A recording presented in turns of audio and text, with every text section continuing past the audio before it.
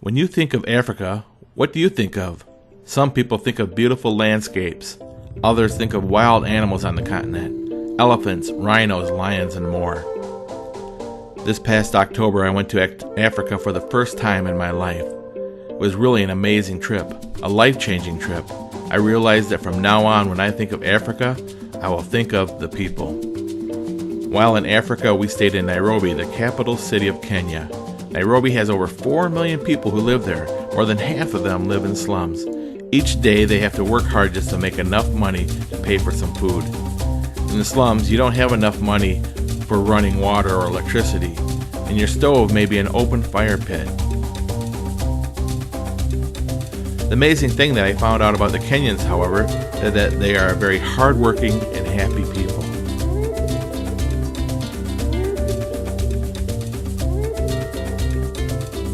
The boys and girls there, they'd make their own fun. Sometimes they'd make their own toys.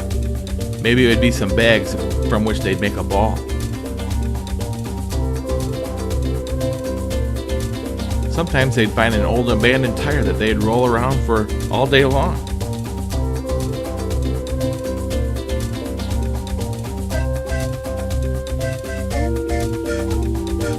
While we were in Africa, we were privileged to minister in churches, in orphanages, homes for the handicapped, and in schools.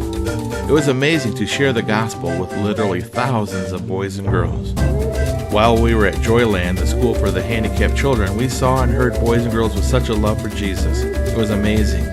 Even though they had severe disabilities and no clean running water, they were joyful.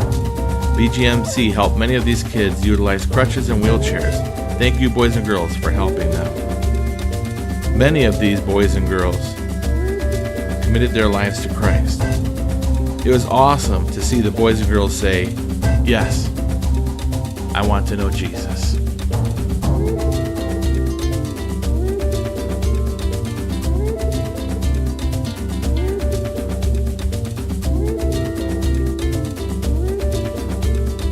While we were there, we saw that a really practical way to share our faith with people is helping them.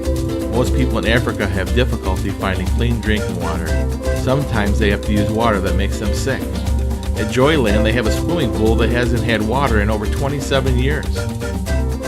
We were so blessed to see that BGMC has helped the people of Africa drill water wells that provide clean water to entire villages.